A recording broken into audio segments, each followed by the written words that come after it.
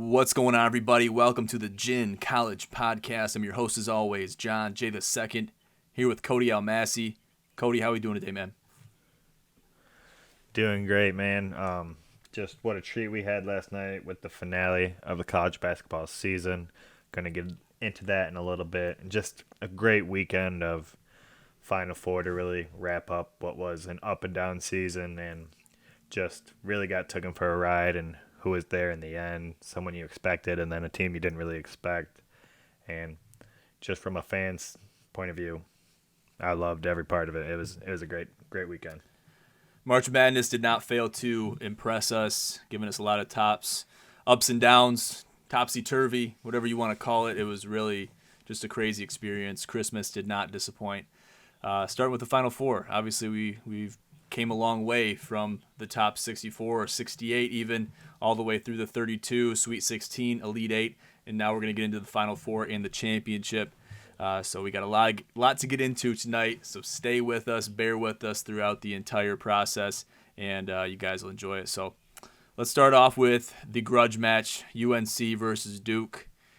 And I think this rivalry has a name, doesn't it? What's the name for that rivalry? Tobacco Road. That's it's right. The Tobacco Road That's rivalry. Right. Tobacco Road rivalry. These schools are, no more than 10, 20 minutes away from each other. Been a brutal rivalry since the beginning, back in the early 1900s. And this rivalry's really set the stage for college basketball as we know it today. Still stands as the most prolific rivalry in all of college basketball, if you're going to ask any expert out there on the sport. So this was a great game. Obviously, there's a lot to unwrap with this one. What do you have to say about this game, though? I mean, really just a crazy game all around. UNC wound up pulling out the dub at the end. How did that happen? Yeah, and it was just really something to see. It lived up to the hype, which I thought it was going to be hard for it to do. But Duke's leading by 3 at the break, up 37-34, and UNC just digs in the bag, as they say, and the big man, Bangkot and Manic, all over the place. Caleb Love starred 28 points, and just you loved it. You hate to see Coach K go out that way, and for me and you, we picked Coach K. We didn't think that he could go out that way, lose to them again, but yeah, they couldn't be stopped. The Tar Heels, that is, and man, you can't say enough about Caleb Love, and he scores the last 6 points of the game, including a 3 late to put them up 78-74, and man, just what a cherry on top for this rivalry and for this UNC team and Hubert Davis. You love what you've seen from him, especially in the tournament, and just all around great effort. You feel bad for Duke and the Blue Devils. Paolo Banchero was doing everything he could, 20 points, 10 rebounds, but it just wasn't enough when it all came down to it. Yeah, Duke gave it their all, I want to say, and they just came up short late. And we were pulling for Coach K. We were pulling for the Duke Blue Devils, even though I very rarely do that. You wanted to see Coach K, especially with the run they made up until this point. You wanted to see them go all the way, at least make it to the final game. To even lose in the final game, I think would be still qualifying of that cherry on top for Coach K to end his tenure at Duke. But with this loss to UNC, and I've been speculating, I've been talking to some people, I've been thinking, I've been reading a lot of articles. I can't see Coach K not coming back to Duke. I just can't see it. I can't picture another coach in that position on the sidelines coaching these Blue Devils, especially with a loss like this. Now, we talked about the loss to UNC that Duke had at the last game of the regular season, and that was one that stung. That was where I was saying, okay, maybe these guys might come back after that game. This was before they played Virginia Tech in the ACC championship. This is before March Madness, and we had that conversation earlier in earlier in the month of March, and we talked about that a little bit, and then we seen Coach K and Duke make this run and get to the Final Four. They really got the job done up until this point. They got the chance to play UNC again. which is a very unlikely chance. These two teams have never seen each other in March Madness, which is surprising in and of itself. But to see this rivalry unfold and for Coach K to get another chance at the Tar Heels, it was like, this guy is not going to let this chance pass him by. So he's going to take advantage of it, and then they lose to UNC in a tight game, especially when the stakes were as high as they could be. And looking at this, I can't imagine Coach K going to bed at night being happy with his legacy after this. It's almost like Kobe when he won his last game with the Lakers, or any number of coaches or players that really made their impact late in their careers. And just to see this happen, to see it all unfold and end like this, there's got to be some degree of a bad taste in your mouth if you're Coach K, and if you're the Duke Blue Devils or a fan of the program. So what do you think about that? Do you think Coach K has any possibility of coming back for another year, or do you think he should be satisfied with what he accomplished? I have also pondered the same thing and what could happen, what Coach K, what's going through his mind. And I'm not sure. I think definitely that loss to end the season in Cameron Indoor really hurt at home, especially, 2 months to this date, on February 5th, Duke beat UNC by 20 points in Chapel Hill. So just to think about then and now, 2 months, fast forward 2 months, it's just crazy. It's like a Will Smith slap in the face. And but I think maybe if Coach K would have had an early exit from the tournament, he might be a little bit more motivated. But getting to the Final Four and having this run when it's his final year, I don't know if I can see him coming back on his word and in a way Tom Bradying everybody and like psyching out of his retirement. Right. But I wouldn't take it off the table at the same time, especially just with the way everything is these days. And his heir apparent, if I'm not mistaken, he already has him picked out, so it's not like he's going anywhere. So if he's like, hey, I want one more run at it, I'm sure that his successor would be more than willing to oblige that request. Oh, yeah, 100%. You're Coach K. It's almost like, Tiger Woods hasn't played in the Masters or hasn't played a match in golf for over a year. He's Tiger Woods, so he doesn't need to qualify for the Masters. He's already paid his dues. So it's almost like you're in that position. Coach K has that status where he can come back if he wants to. He can, put it to the side if he wants to. But in a lot of ways, you bring up Tom Bradying it. That's a perfect analogy because that's exactly what Tom Brady's doing. The only thing you risk if you're Coach K, and even Tom Brady has already risked this, you risk the luster going away for when you truly retire, because everyone already had the fanfare for Tom Brady. They all did that. They're like, oh, yeah, look at they had the 30 for 30s. They had the documentaries come out. They had all these different shows, these different, productions come out in light of his retirement, looking back at the legacy that he left behind, looking back at everything he accomplished. And now when he actually does retire, he's going to have some of that, but it's not going to be to the same magnitude of when he first had it. And that's what Coach K risks by coming back and, just kind of eliminating that luster of, okay, this is who Coach K is. This is what he accomplished during his tenure. And now he's coming back. So it's just kind of like, okay, well, we thought you were doing this. Now you're doing this. I think the mass majority of people will get over that rather quickly. But just the fact that you are going back on your word, even though it's a good thing for the sport, for the program, and for everything, it just takes a little bit of that luster away. So I think he's faced with a very difficult decision going forward. Going into the offseason, he's got a lot of things to think about. But at the end of the day, too, Coach K, yes, he's in his 70s. Yes, he's getting up there in age. But he doesn't look like he's slowing down a whole lot. He looks like he can coach and continue to do what he's doing, continue to execute his duties as a head coach of a major basketball program, and still do a great job, still coach to the highest level. And I think he could do it. I really do. I think he can continue on, and I think he might have announced his retirement prematurely, even though he's been with the Blue Devils and been with Duke for generations and coached multiple NBA players into their advanced careers. So it's going to be interesting to see what happens. And that sounds cliche. It's going to be interesting, but I really am excited to see this decision because he's faced with a dilemma. What do I do? Do I go back on my word, or do I avenge the North Carolina Tar Heels and get that win so I can sleep good at night. Because I got to imagine that's keeping him up at night. He's tossing and turning, and he's like, damn, those Tar Heels got me. They really put me out, and they ended my career, essentially, without sugarcoating anything. They ended his career prematurely, whether he wanted them to or not. And obviously, he didn't.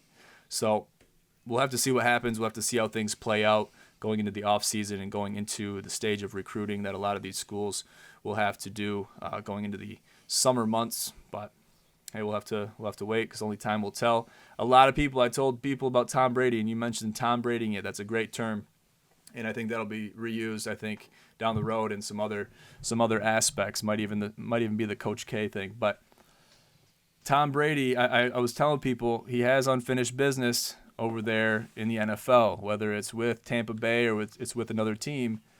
He's grown close to these guys. He's too much of a competitor, too much of a brute athlete to go out like that. He's got to go out on top. That's the only way for anybody of his stature. And I'd put Coach K in that same boat of stature and status in their respected fields. So you have to go out on top. You have to go out looking good and feeling good about what you accomplished and also your last moments in the profession. So we'll have to see what happens, but I think he's faced with quite a significant dilemma here.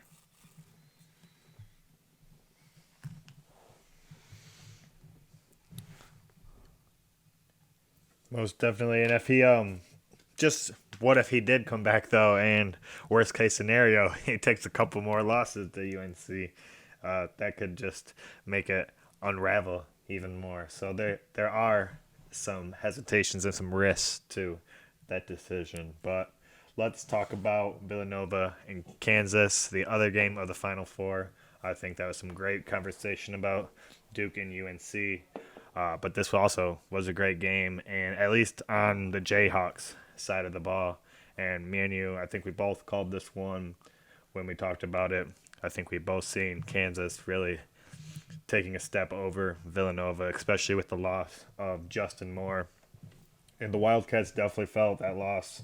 Like we said, he's second in scoring and assists, and scoring is where the Wildcats fell short. Jay Wright just did not have an answer for Kansas either.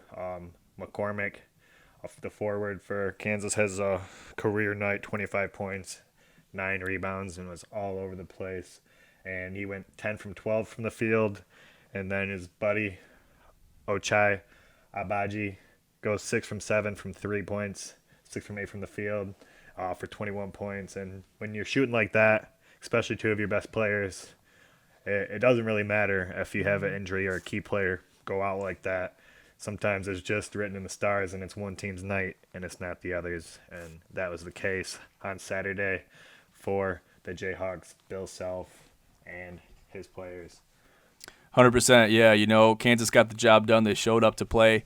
And once it comes to the late embers of the season, the dying embers of the season, March Madness especially, you got to show up, you got to play. If you show up, you play, you do a good job, then you can really feel good about how your team's going to end up going down the stretch, through the final stretch, into the championship game. If you make it to that championship game, then you just got to finish the job. But if the shots aren't falling, if the threes aren't falling, if you're not making your layups, you're not getting the foul calls, then it's really difficult to do that. And I think Villanova ran into that a little bit, shooting and missing quite a bit. They weren't getting their plays. They weren't dialed in. They weren't a well-oiled machine, at least for what we've saw so far with this Villanova team throughout the tournament. We didn't see that against Kansas, and that's why Kansas steamrolled them, because more likely than not, their worst day is going to be better than a lot of these other teams' best days. So you got to consider that. Bill Self runs a really tight ship over there at Kansas, and that proved to be, the great aspect of why they won the championship. We'll get into that here in a second. But with a couple star players performing very well for Kansas, with Justin Moore being out, and obviously he was not the catalyst of why Villanova lost, but he was a significant factor, I would say. I would say he played a role. His absence played a role in Villanova losing that game. But you look at it from a statistical standpoint, as well as an objective standpoint, and it was written in the stars for Kansas to come out with that win, and we could see that quite evidently going into that game. So You definitely have to give credit to Jay Wright as well. He's also just an elite coach and established. Villanova has been just a great program over the last decade and even beyond that. But sometimes it just doesn't matter. Like we were talking about, Kansas got out to a 10-0 lead, and they pretty much forecasted the wire-to-wire win. And just to, again, speak on how well the Jayhawks shot 53.7% from the field and even higher percentage from deep, 54.2%. So just that kind of shooting, that's just a great night. And Villanova was able to will themselves defensively on all these other teams that they met due to the tournament, but they were just unable to do that to the Jayhawks. Their average, we talked about it last podcast, the Villanova had only allowed 53.6 points a game in their last 5, and they allow 81 in this one. So that's just a recipe for failure. 100%. Kansas came out on top with that one and forced the championship with Kansas and UNC. We'll get to that one right now. Let's talk about it. As we have written here, the rematch of the legendary 1957 title game between these two blue bloods that needed 3 OTs to decide UNC as the winner by 1 point, 54-53. Wow, take me back to 57. And, just looking back at that, looking back at the history of college basketball, how far we've come from, I consider a lot of these older eras of college basketball somewhat of the dark ages, but that's what built what we have today in March Madness, in the college basketball scene that we all love and appreciate. And they walked so the men today could run. So we've came a long way, basically. That's where I'm going with this. But what have you had to say about this game, just objectively looking at it from a perspective of a fan? How do you feel this game went down? Well, it was really a spectacle to watch just from an entertainment value standpoint. I mean, you're watching UNC. They're having this incredible run as an 8th seed. They're a blue blood, but they were a bubble team a month ago. And they have this 22-point swing to end the first half. And you think they got it in the bag. I mean, we were messaging back and forth. They ended. They just were looking great defensively. Held Kansas to only 25 points in the first half, and they were up 40-25 and feeling great. But Bill Self, and he's been the Jayhawks coach for 19 years now, and with that amount of coaching, you know what your team has and what you're capable of. And he asked his players in the locker room, would you rather be down 15.5 or down 9 with 2 minutes to go? And his players took that to heart, and it only took them 9 minutes and some change to get it tied 50-50. And so they matched their first half total in the first half of the second half, and they were on a mission, and it was just an absolute great game to watch from a fan standpoint. You really feel for North Carolina going out that way. They had a couple chances late. Baycott, I want to talk about him a lot, but he goes down with an ankle injury in the last couple minutes. He injured it in the previous game. It's one that has been bothering. It's re-aggravated a couple times throughout the season, and you just hate to see that. He was really a difference maker for them down the stretch. It was a record-breaking night for him, and what I really want to talk about is the Kansas Jayhawks. I don't know if you're watching it, but when he goes down with that, they have the advantage, like 5-on-4, storming down the court on a fast break after his injury, and Jalen Wilson has a chance, opportunity to take it right to the rack, attack. Probably would have been an easy bucket, maybe even would have got an and one. And he knew what was going on, and I don't think that they just wanted to pull away like that, even though they could have. And even though the people talking to the announcers were saying that they should have, Jalen Wilson decided not to, kept it to the top of the key, and the refs don't have to stop it immediately. when there's action, but since he held it back like that, then they have the ability to stop the game for a second, official timeout, TV timeout, and it's just great to see that sportsmanship at that point from players that age when they have the ability to just extend their lead and really cement the championship, but they'd rather just display that kind of sportsmanship. It's something to behold. Definitely 100%, and I guess if I got to poke any fun at that last point you just made is if he would have scored the bucket and maybe got the and one, I would have covered the 4.5. But we're not going to talk about that right here, right now. Obviously, what's more important is the sportsmanship that Jalen Wilson showed after Baycott had extinguished every ounce of energy that ankle had in it. And he was pushing it hard the entire game. He wasn't letting up on anybody. I was watching the beginning of the game. Everybody saw it. If you watch the tip-off, Kansas goes up on a 7-0 run, looking dominant, looking very dominant. And as we all seen, going forward throughout the first half, we saw that strength, we saw that momentum diminish significantly. And that was the detriment of what led up to that deficit, down 15 going into the second half. And UNC was looking dominant. They completely turned the tide, changed momentum in their favor. And it was that was a sight to see in and of itself, to see that momentum shift. But also then to go full circle, go into the second half, see Kansas come back and tie the game at 50. Really made it a game, made it a contest going down the final stretch of that game, and just a blast to watch. It was a sight to see, and it could have went either way going into those last minute and a half. It could have gone either way. And then you look at what happened after DeJuan Harris Jr. steps out of bounds with a throw-in with 4 seconds left. They go to the monitor, check it out. Yes, his pinky toe was out, and that gives Caleb Love one more chance to tie it, to send it to OT.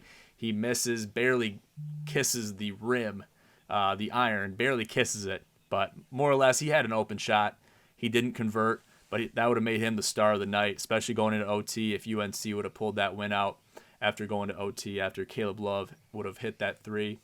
I mean, you couldn't have written it up any better than that. And that almost took you back to the Villanova UNC game, which that could have easily happened too with this Final Four. We could have seen a repeat of that 2016 game. But nevertheless, great game, great matchup, great competition all around, a great finish to March Madness. And I was even happier seeing Kansas win that game, especially considering I had them winning it all in one of my bracket challenges and won a couple $100. So I was happy about that. I was happy with my analysis of the intangibles that I saw Kansas possessing. And Bill Self, like I said earlier, holds a really tight ship over there at Kansas with the Jayhawks, and it was a sight to see. They got the job done. They made it happen, and they got the chip. So happy for the boys. Yeah, it was a great game, and just to talk about Kansas a little more, Remy Martin coming off the bench, 21 minutes played, and adding 14 points. And I don't know if you've seen those, but he actually played for Arizona State in like 2018 and 19 and beat Bill Self and the Kansas Jayhawks. Well, he played for Arizona State twice in two separate years when they were ranked 1 and 2, and then now wins a championship with them. So it all comes full circle in college basketball these days with the transfer portal and everything of the like. And before we forget about the North Carolina Tar Heels, Baycott had a record-breaking night, like I said earlier. It was his 31st double-double of the season, which ties legend David Robinson with most in a season. And it was his 8th consecutive. And, yeah, he's just a force, and I can't wait to watch him play some more basketball. I hope his ankle doesn't hinder his career too much, because that's a fun kid to watch play. Yeah, Armando Baycott, you're going to be hearing that name a lot going down the stretch in the future. To see him playing in the NBA, I think is very likely. Looking at a couple other statistics, Ochai Agbaji, 3 rebounds, 12 points, 3 for 8 free throws. That almost cost Kansas the game. His poor free throw shooting almost cost the All-American the game, the championship. And I'm sure Bill Self had a conversation with him, said, hey, Ochai, you got to hit that free throw line. I want 1,000 free throws every single practice. He might even make them shoot them after the season's already over with, after they won the chip.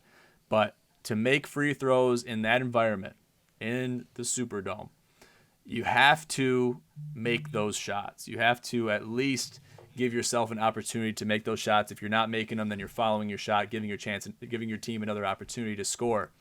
He missed a lot of free throws in key moments that almost cost Kansas that game, and I think that's more or less inexcusable. They're pretty much very lucky, and I'm going to say this right here, right now. They're very lucky to win that game and pull that game off with all the free throws that they missed. And I'm not going out on a limb to say that. I think that's pretty evident, and they pulled the win out. That's great. I think they were the better team. Obviously, that's why I picked them. But to miss free throws in that stage of the game, more or less inexcusable, especially from a veteran like Agbaji. He's got to be able to do that, live up to his name, live up to his stature in the college basketball landscape. So that's the only little bone I had to pick. But other than that, pretty sound performance. Nobody really went off for Kansas. It was a very well-rounded night for them. It was a well-rounded performance, if you will. Kind of everybody shared the stats. The stat sheets were very spread out. There was no real anomalies coming out of there, other than Christian Brown going 6 for 14 with field goals, and then also looking at Caleb Love going 5 for 24 in field goals, which also could have turned the tide very easily in the favor of North Carolina. And obviously that 3 that he missed late in the game, you can't really hold him to that. You can't bring any game down to one bucket because there's so many opportunities throughout the game that could have altered the end result. So overall, great game. Happy with the result. And these guys got to focus on the next year, focus on the offseason, heal up. Baycot's got to heal up and get ready for the offseason and for the next season. So yep, and really excited for these guys. And definitely an earned championship by the Jayhawks and Bill Self, which marks his second as the Jayhawks head coach in his 19 years, his first one since 2008, and it's the fourth in Jayhawks program history. So be interesting. I think they might be the bettor's favorite for next year already. Just way too early. Betting favorites for next year, but we all know how that goes. Just something to look forward to. A couple of other things after all is said and done in the college basketball world. This championship game was the third most college basketball game in television history. And the Final Four matchup of Duke and UNC on Saturday was actually the second. The championship game of 2015 was the number one watched of all time. So I'm curious to see when that one will eventually get topped. Just the St. Peter's, 3 of their stars who helped them on their Cinderella run, Banks Lee and Dougie Buckets Eggert, enter the transfer portal, and it's speculated that they're going to follow their coach, Shaheen Holloway, to Seton Hall. It makes a lot of sense to me. I don't know about you.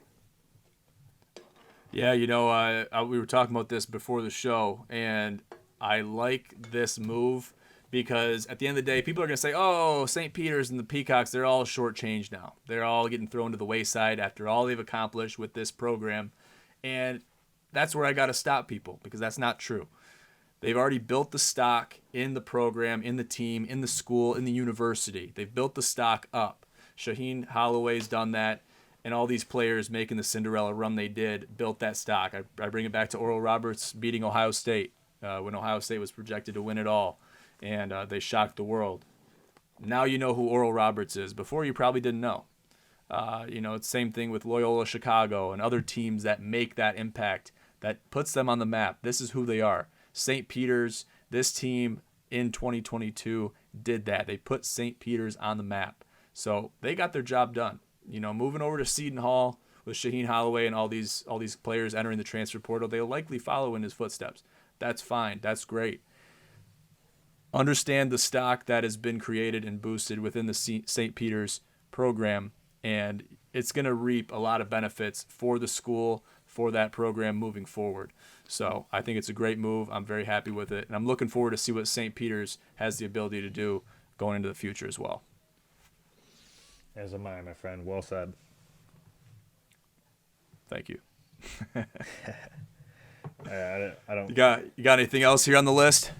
Yeah, we can just 1 second mention Oscar Shibwe from the Kentucky Wildcats wins the Wooden Award, which is the nation's yearly best basketball player. And I'm sure he was a great player and all. Kentucky was a great team, a number 2 seed, but just a little head scratching because you didn't hear too much about Shibwe all year. And I think he's having a hard time break the first round as far as his NBA draft prospects go. So he's considering coming back to Kentucky for one more year. So just an interesting choice, and it doesn't get nearly as much attention, as some of the other awards like the Heisman and whatnot. But I'm interested in the criteria for choosing the Wooden Award. Yeah, me too. I mean, is it statistical based? Is it objective based? Is it based on a different set of criteria that's not even written for the public to see? That's a great question. It's kind of similar to the Heisman in regards to it's kind of just a bunch of guys in a room looking at these players and saying, you know what? I think we want this guy.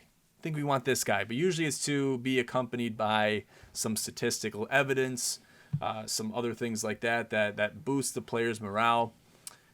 That's yet to be determined for the Wooden Award. I don't really understand it a whole lot, but I think it has to really encompass what that player accomplished throughout the regular season, more so than what they accomplished throughout March Madness. And I think that's fair. I think the regular season should not be undermined, and awards should be given out based on how a player performs throughout the regular season. But I would also be interested to know what other criteria is looked at from this board when they're going to choose the winner for the Wooden Award. But a lot of stuff that happens behind closed doors is not always disclosed to the public. So I don't know if we'd be able to get a lot of information on that.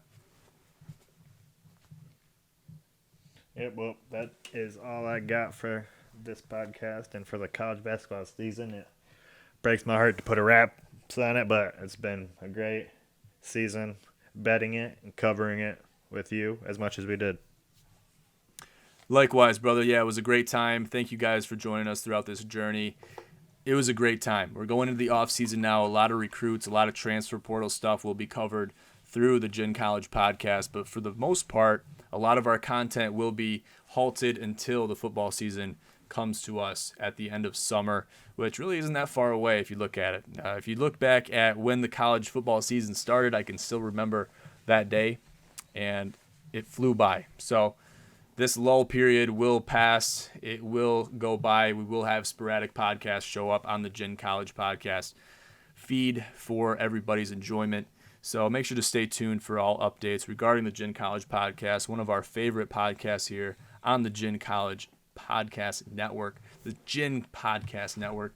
And it's just a great time. I have a great time talking college sports with Cody and all you guys. So make sure to stay tuned for that. Check out the website, all of our social media outlets for all updates regarding the Gin Sports Network. But I'll leave it at that, guys. Thank you so much for tuning into this episode of the Gin College Podcast. I'm your host, as always, John J. II, with Cody Almasy. Have a great night.